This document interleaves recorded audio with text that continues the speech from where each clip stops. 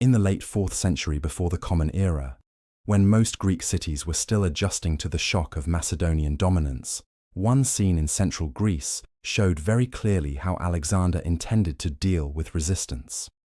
The city of Thebes, once a leading power, had risen against his authority after a rumor spread that he had died far away among the northern tribes.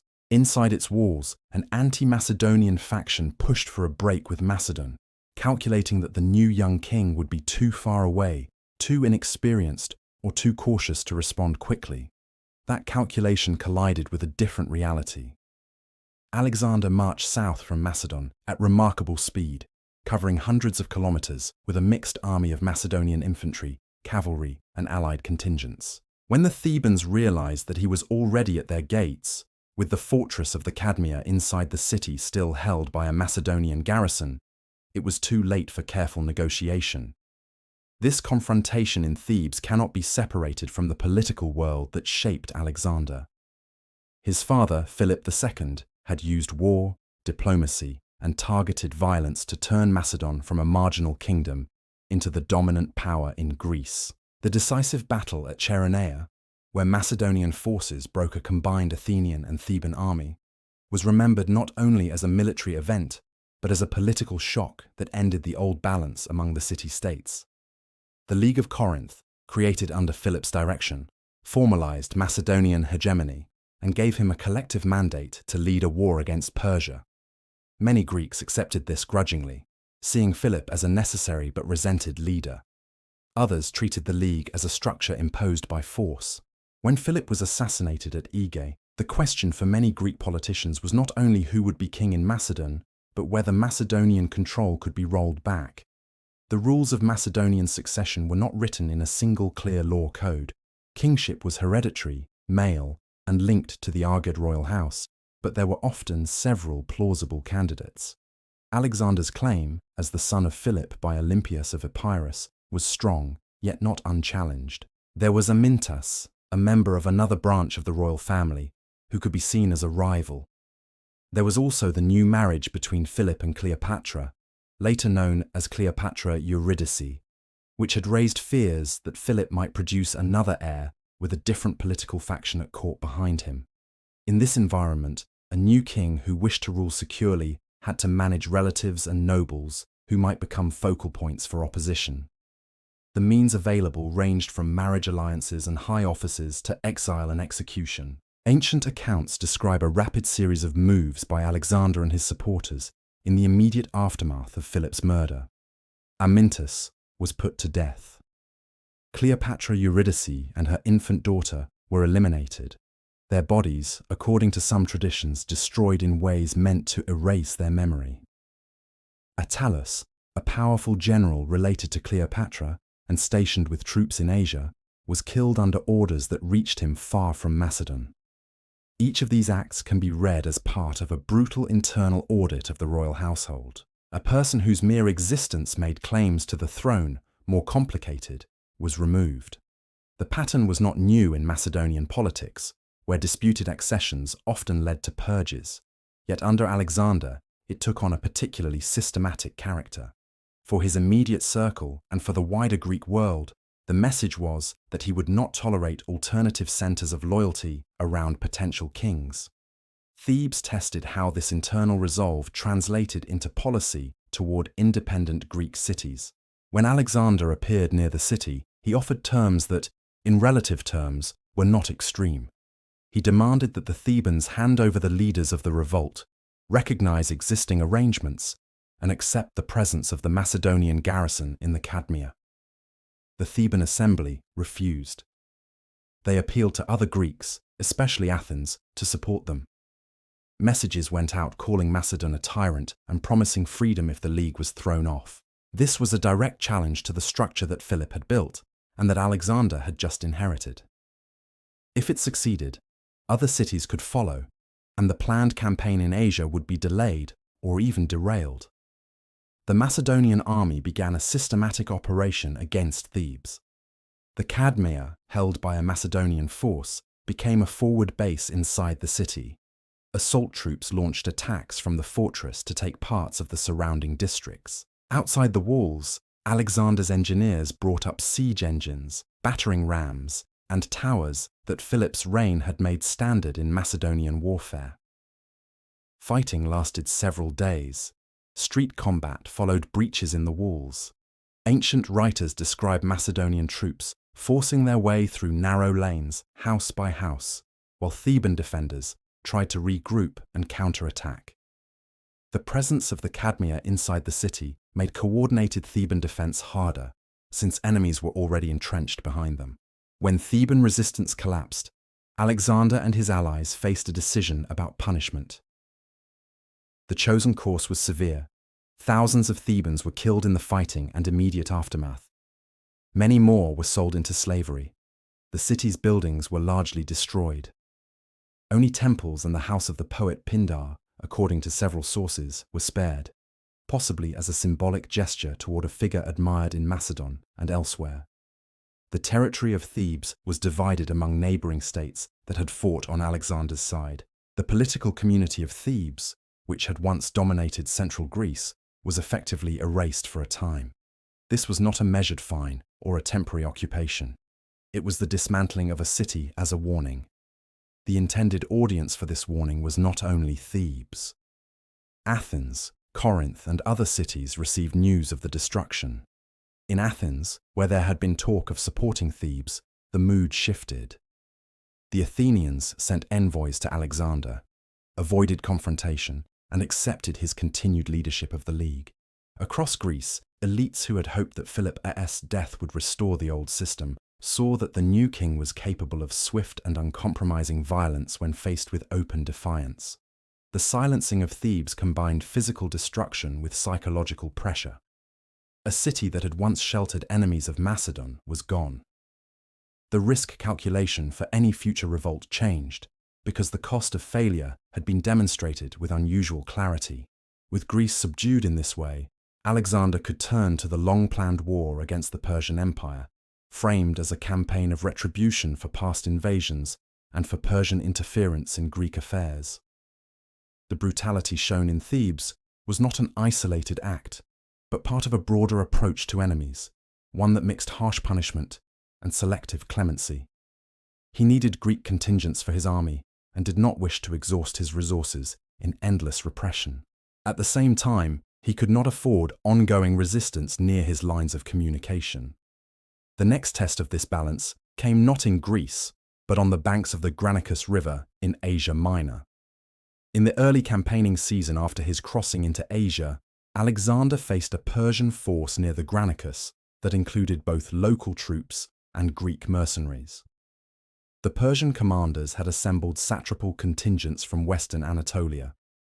The Greek mercenaries, who had a long tradition of serving foreign powers, were organized separately. The battle ended in a Macedonian victory, with Persian cavalry driven back and the infantry position broken. In the aftermath, Alexander's treatment of captured combatants was sharply differentiated. Persian nobles, including some high-ranking commanders, were treated with respect, ransomed or kept under reasonable guard, and sometimes even retained in their posts if they submitted. The Greek mercenaries who had fought against him received a different fate. Ancient narratives report that several thousands of these Greek mercenaries were taken prisoner after the battle. Alexander is said to have ordered that they be sent to forced labor in Macedonia, to work in chains far from the cities that had supplied many of them. Some accounts indicate that others were killed outright, as an example.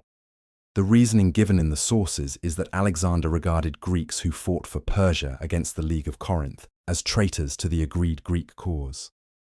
The distinction between foreign enemies and those he saw as renegade fellow Greeks shaped his policy. To be a Persian commander captured in battle was dangerous, yet negotiable. To be a Greek mercenary in the same position could mean death or long penal servitude. That message was not lost on other Greeks who might consider entering Persian service while his campaign continued. The campaign along the coast of Asia Minor showed the same mixture of offers and threats. Cities that opened their gates and accepted Macedonian garrisons often retained considerable autonomy. Oligarchies favorable to Macedon were installed. Democratic leaders who had supported Persia were sometimes expelled. In other cases, When cities resisted, they were besieged.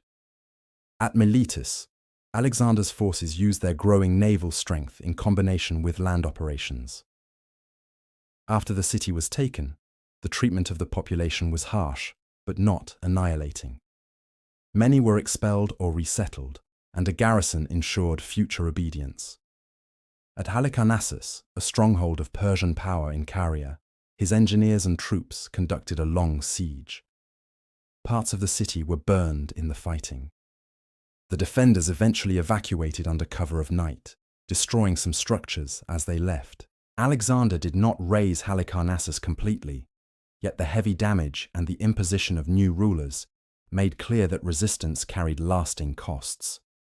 These early operations also reveal a legal and ideological language that accompanied the violence. Alexander presented himself as the leader of a collective Greek campaign sanctioned by the League of Corinth. In practice, he made unilateral decisions, yet the formal framework allowed him to label some opponents as lawful enemies and others as rebels against a common decision. When a city joined his side, he could portray its leaders as loyal participants in a Greek project. When a city resisted, or when Greeks served Persian interests, he could call them lawbreakers. Behind the language stood a pragmatic calculus.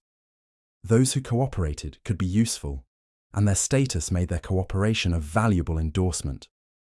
Those who defied him, especially after clear offers of submission, became objects not just of military action, but of exemplary punishment. The most striking example of this pattern in the western part of his campaign appeared at Tyre. Tyre was a wealthy Phoenician city on an island off the coast of what is now Lebanon. Its walls rose high from the sea, its harbours were deep and well protected. It had a long history as a maritime and commercial power. For Alexander, Tyre was strategically important because the Persian fleet drew heavily on Phoenician sailors and ships.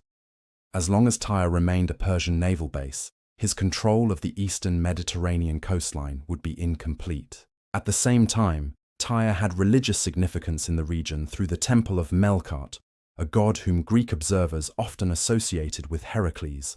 When Alexander approached Tyre, he initially sought a negotiated arrangement. He proposed to enter the city to make a sacrifice at the temple of Melkart, presenting this as a religious gesture. The Tyrians responded cautiously. They offered to perform the sacrifice on his behalf, but refused to allow him and his army into the island city. They were wary of admitting a powerful king whose forces could quickly seize control of streets and harbours. This refusal challenged both his authority and his practical needs. If he accepted it, he would leave a potentially hostile base at his rear. If he forced the issue, he faced one of the best fortified positions on the coast. The decision was to besiege Tyre. The operation required techniques and resources beyond those used at Thebes. The city stood on an island separated from the mainland by a stretch of sea. Alexander ordered the construction of a causeway, a broad pier built of stones and rubble dumped into the water. His engineers and soldiers advanced it gradually toward the island, while Tyrian forces attacked from the walls with missiles and sent fireships to burn towers and equipment. The siege stretched over many months. There were phases of blockage by sea as Alexander assembled a fleet from newly allied Phoenician cities that had submitted to him. The appearance of that fleet turned the naval balance. Tyre went from being a strong base for Persian-aligned forces to an isolated position under increasing pressure from both sea and land. When Macedonian troops finally breached Tyre's defences, the fighting inside the city was intense. Many inhabitants were killed in the storming. Surviving defenders and civilians were rounded up. The ancient accounts speak of a large number of deaths and an even larger number of people sold into slavery. Some writers describe as many as 2,000 Tyrian men being crucified along the shore, their bodies displayed on crosses facing the sea. The exact figure and the precise details of this punishment are debated by modern historians, since the sources differ and may contain rhetorical exaggeration, yet there is wide agreement that the treatment of Tyre was unusually harsh. The city's role as a stubborn fortress, its earlier refusal of his request, and its symbolic connection to Persian sea power all contributed to this outcome. The aftermath of Tyre carried a clear political message.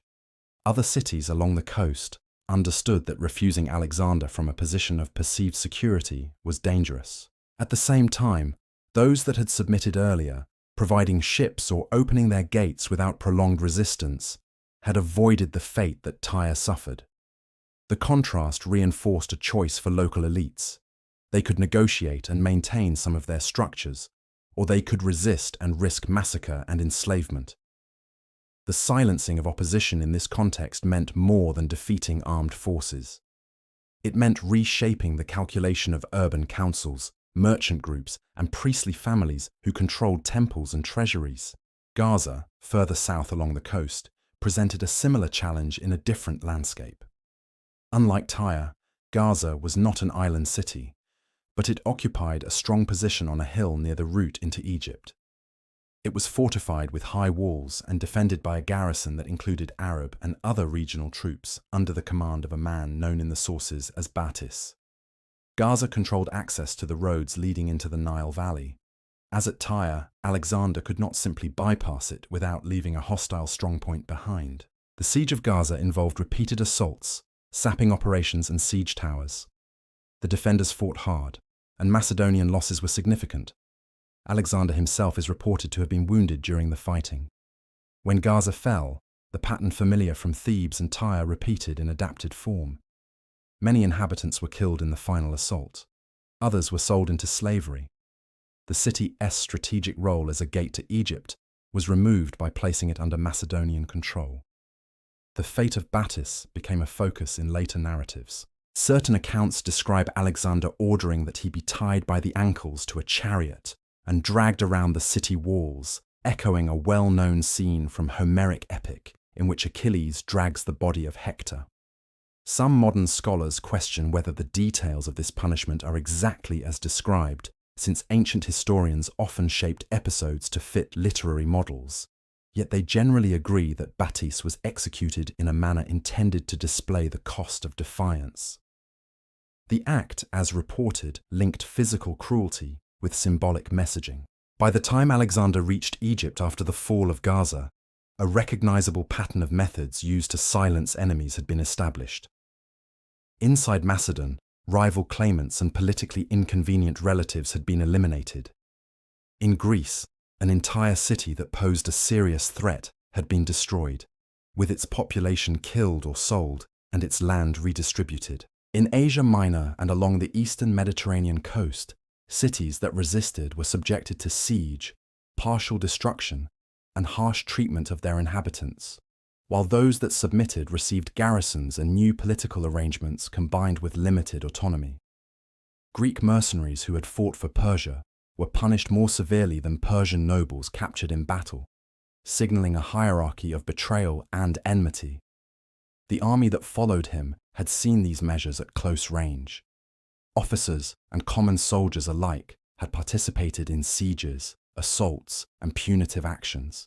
They had marched past crucified bodies and through streets filled with enslaved captives. They had seen Greek politicians who opposed Macedon driven into exile or executed, while others who aligned themselves with Alexander were rewarded. Information about these events traveled ahead and behind them through traders, envoys, and returning contingents. The combination of calculated violence and selective favor had become part of the machinery through which Alexander kept opposition in check while pushing his campaign farther from Macedon and deeper into territories that had not yet tested his readiness to use the same tools again. In Egypt, Alexander applied a different combination of pressure and accommodation from the one his army had seen at Thebes, Tyre, or Gaza. The Persian garrisons that had held Memphis and other strongpoints surrendered without extended resistance, partly because the satrap Massacre lacked forces, and partly because the memory of recent Macedonian victories had already altered the risk calculation. Alexander removed the Persian fiscal and military command structure, accepted the surrender of the treasury, and installed new officials who answered directly to him, including Macedonian officers paired with local administrators familiar with the landscape of temples' estates and irrigation works along the Nile. For the Egyptian priesthoods, Macedonian rule meant a new overlord, yet Alexander moved quickly to present himself as a protector rather than a looter. He restored privileges that the Persians had withdrawn, offered sacrifices to the traditional gods in Memphis, and accepted coronation rituals that identified him with the line of pharaohs. The Egyptians had lived under foreign dynasties for generations, and a conqueror who respected temple wealth, avoided sacrilege against the sacred bull Apis, and spoke through interpreters willing to use established religious formulas, looked preferable to a regime remembered for sacrilegious acts. At the same time, the very ease of the Egyptian settlement depended on what had been demonstrated elsewhere.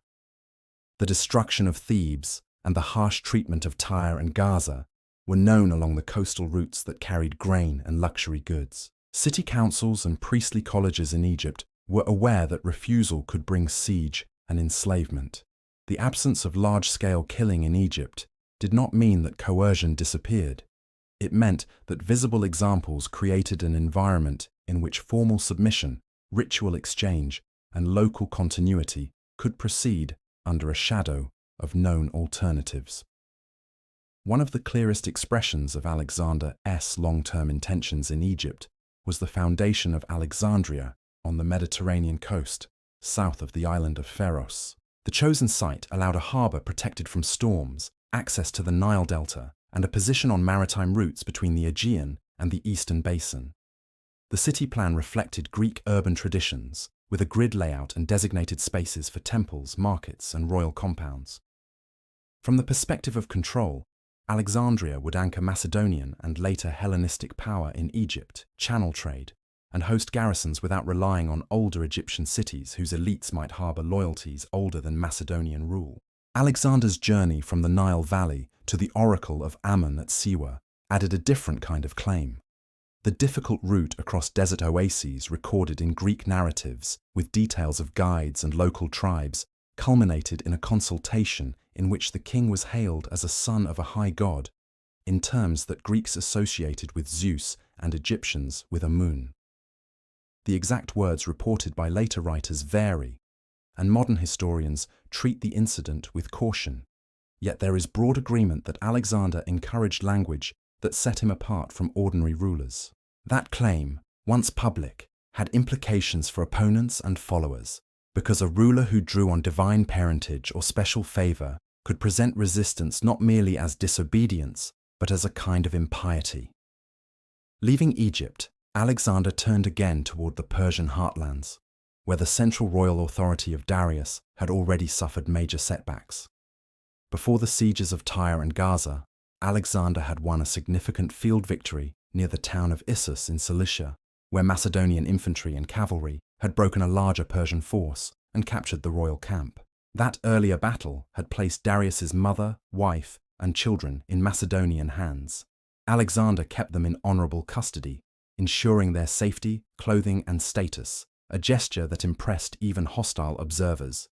Yet this controlled mercy also neutralized a potential axis of resistance, because Darius could not claim to be defending his family against abuse, and any faction that used them as symbols would have lacked access to their persons. Persian noble families, who yielded quickly, often retained titles under Macedonian oversight, but the institutions that had sustained Achaemenid rule were being dismantled. After another decisive engagement near Gaugamela in northern Mesopotamia, Alexander entered Babylon and then Susa, where he seized enormous treasuries of bullion, coin, and valuables accumulated over generations. The sheer scale of these hoards, recorded in the ancient sources in talents and converted by modern scholars into quantities of silver, worth stabilizing multiple state budgets, gave Alexander unprecedented financial independence from the Greek city-states that had once constrained Macedonian kings through their contributions or refusals. The seizure of the Persian capitals was followed by an act that ancient writers described in unusually strong terms: the looting and burning of Persepolis.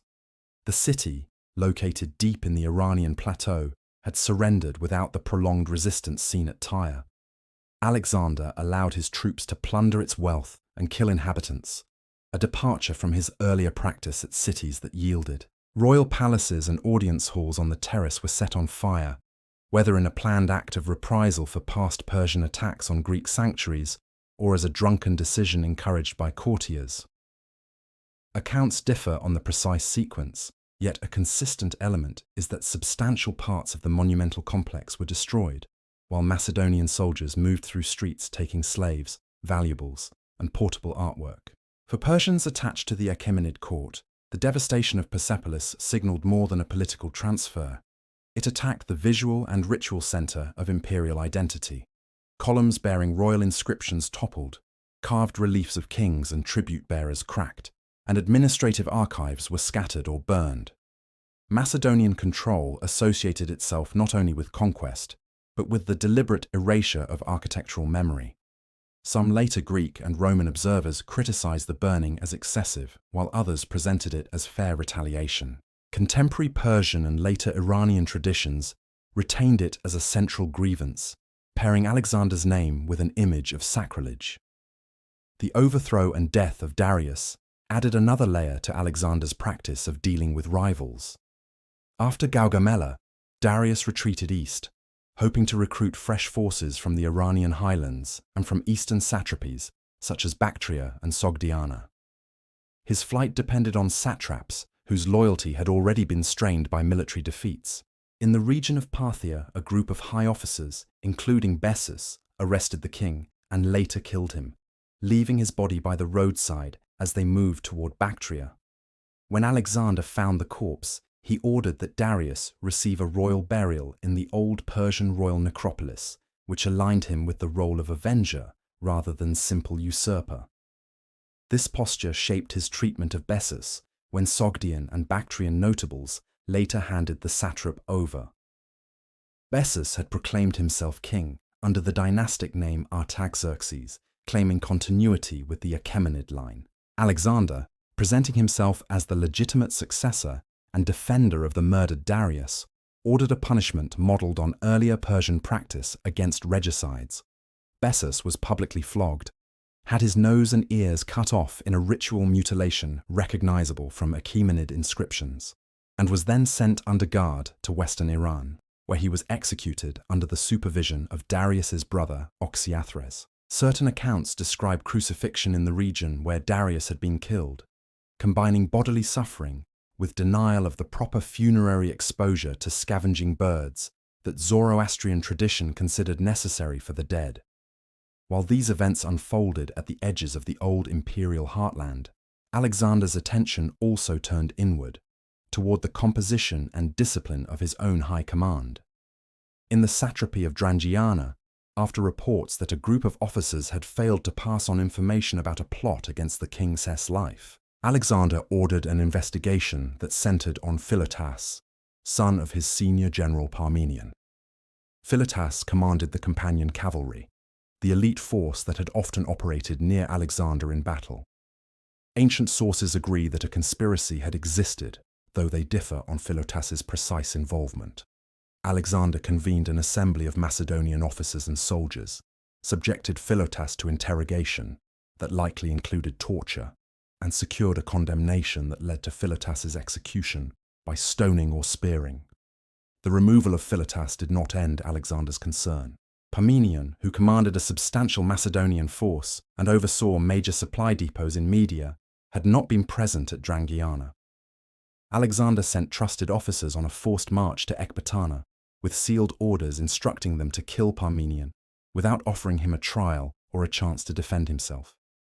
Parmenion had been a key figure in Philip's and Alexander's campaigns for decades, yet his long service and independent command made him, in Alexander's assessment, too dangerous to leave alive after his son's condemnation. When Parmenion was killed, another layer of security shifted in the Macedonian command structure.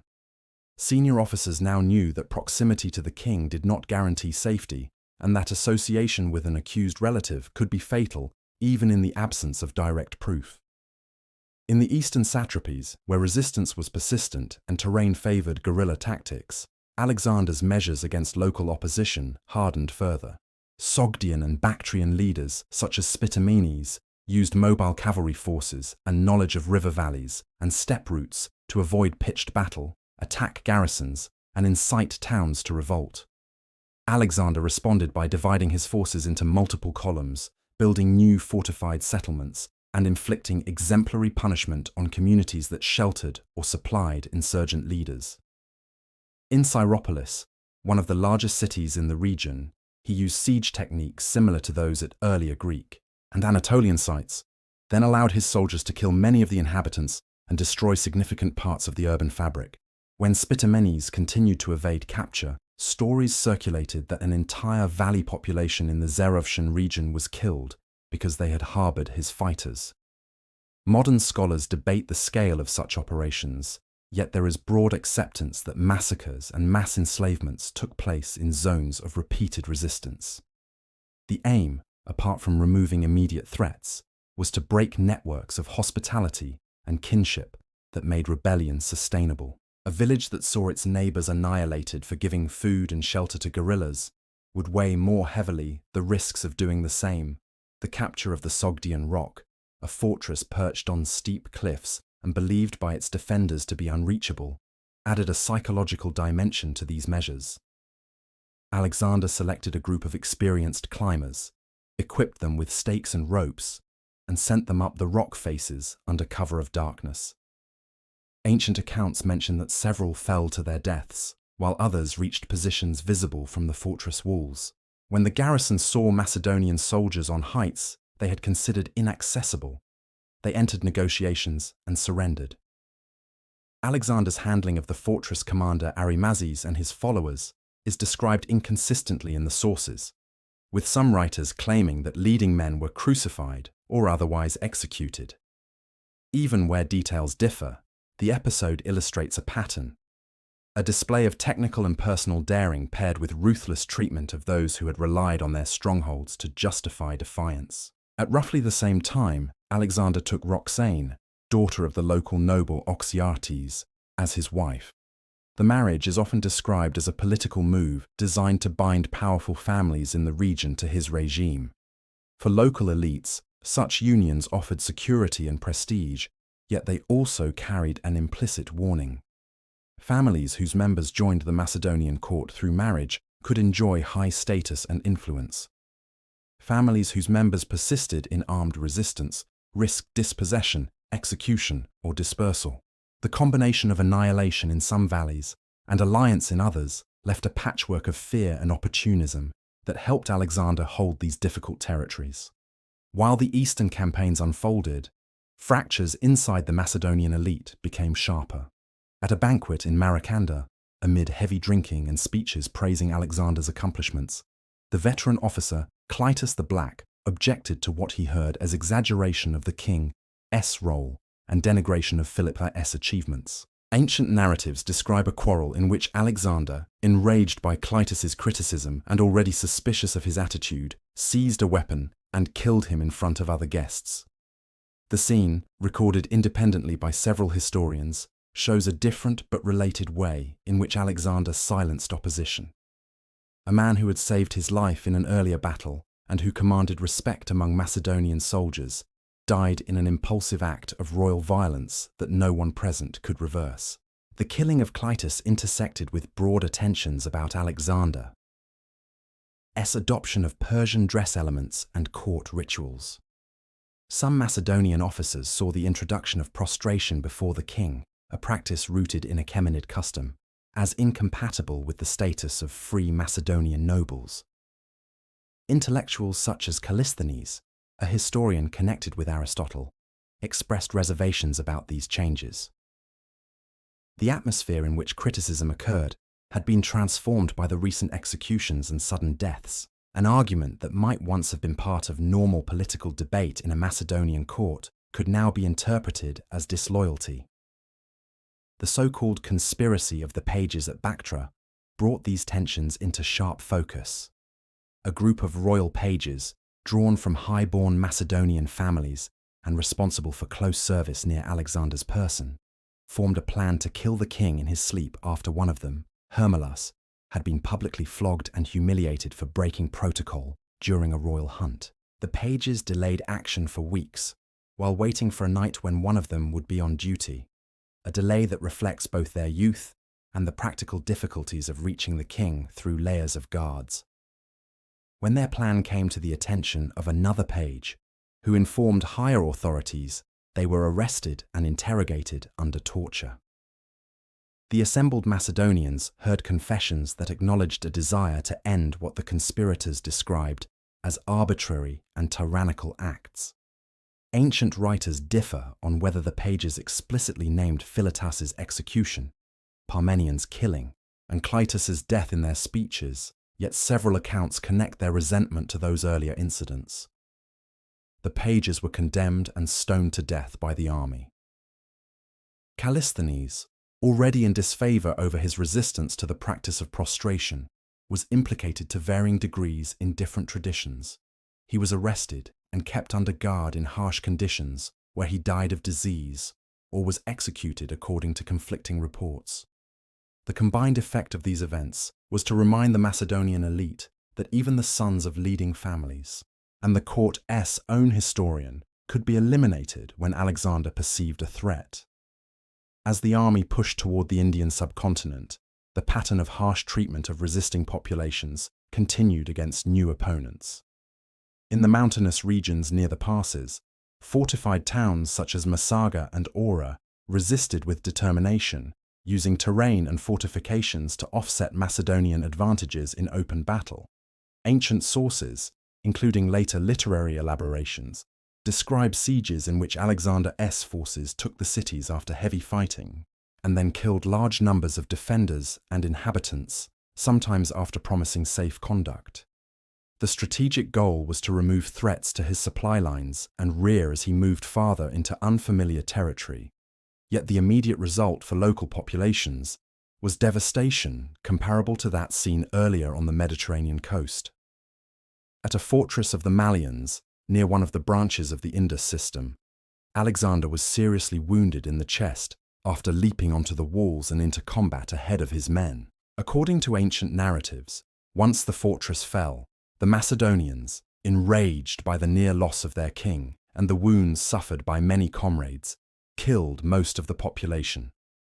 The episode underlines how Alexander's personal style of leading assaults, admired by many contemporaries, could combine with unit anger to produce massacres in reprisal for stubborn resistance and perceived insults. Despite the scale of these operations, resistance among his own troops eventually took a different form. At the Hyphasis River, after years of campaigning and repeated engagements in difficult environments, Macedonian soldiers refused to march deeper into the Indian subcontinent.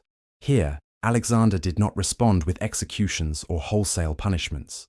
Instead, he spent days addressing the army, consulted senior officers, and staged a solemn sacrifice before announcing a decision to turn back. The retreat itself, though framed as a religiously sanctioned choice rather than capitulation, depended on the accumulated fatigue of men who had seen enough of brutal sieges and harsh marches to risk open refusal. The journey back from India included the crossing of the Gedrosian Desert, where heat, lack of water, and poor planning led to severe losses among soldiers and camp followers. Arrian and other authors record that many died of thirst and exhaustion, and later writers have debated Alexander's motives for taking this difficult route rather than a safer path. Some interpret it as a test of endurance or a demonstration of resolve to rival legendary expeditions. For the survivors, who had seen cities burned and enemies mutilated on the king's orders, the spectacle of their own comrades collapsing in the sand added another dimension to how his decisions affected life and death far from home. As Alexander returned west through the Iranian plateau and Mesopotamia, he undertook a wide-ranging review of his provincial administration. Investigations into satraps and financial officials uncovered embezzlement, abuse of local populations, and failures to remit revenues. Several governors were arrested, tried and executed. Others were removed and replaced. In one well-known case, Abulites of Susiana reportedly brought silver when ordered to supply grain for the army, prompting Alexander to have him killed for prioritizing personal wealth over the needs of the troops. Such episodes reinforced the message that satrapal authority depended on continuous performance and personal loyalty to the king, not on earlier service or noble lineage. The mutiny at Opis on the Tigris revealed how far trust within the army had eroded. When Alexander announced plans to send home veterans and integrate more Asian soldiers into Macedonian units, Parts of the army interpreted the move as a dismissal of their contributions and an attempt to replace them with foreigners more pliable to the king's new court style. Protests escalated into open discontent. Alexander responded first by ordering the arrest and execution of leading agitators in a public display, then by delivering a long speech reminding the troops of his father's and his own achievements and the rewards already given.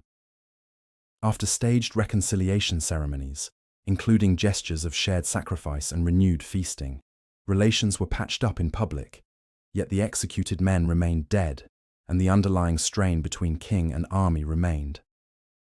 In the last year of his life in Babylon, Alexander continued to plan further campaigns westward into Arabia, and perhaps beyond, while also organizing the empire through mass weddings at Susa that joined Macedonian officers to Persian noblewomen. The marriages formalized bonds with local elites and signaled a vision of a mixed ruling class. At the same time, Macedonian officers who rejected these unions, or who saw them as evidence of excessive Persian influence, felt exposed. Some later repudiated their wives after Alexander's death. Even in this ostensibly conciliatory measure, there was an undercurrent of compulsion. Participation affirmed loyalty to Alexander's cultural program. Refusal risked marginalization. When Alexander died after a brief illness in the palace at Babylon, with no agreed heir capable of commanding universal obedience, the empire he had built began to fracture. Generals who had watched him execute rivals, mutilate regicides, destroy cities, and purge administrators now applied similar tools against each other in the wars of the successors. Cities that had experienced siege and massacre under Alexander faced new demands for tribute and troops from competing claimants. Persian, Egyptian, and other regional traditions continued to recast his image, some praising him as a bringer of order and Hellenic culture, others remembering him as a destroyer of sanctuaries and killer of populations in valleys, fortresses, and royal capitals. Across these varied testimonies, one can trace a consistent thread in the methods used to silence opposition. Rivals within the royal household, senior generals with independent commands, mercenaries who chose the wrong side, urban communities that misjudged when to resist rural groups who provided shelter to insurgents, satraps who abused their positions, and young aristocrats who mistook royal favor for security, all encountered responses that ranged from calculated executions to wholesale destruction. The detail and tone of the surviving sources differ yet together. They record a ruler who made systematic use of public killings, exemplary punishments, and selective clemency to hold together a vast and heterogeneous empire for as long as he lived, leaving behind populations and elites who continued to navigate the memory of those methods long after his body had been laid in a foreign tomb.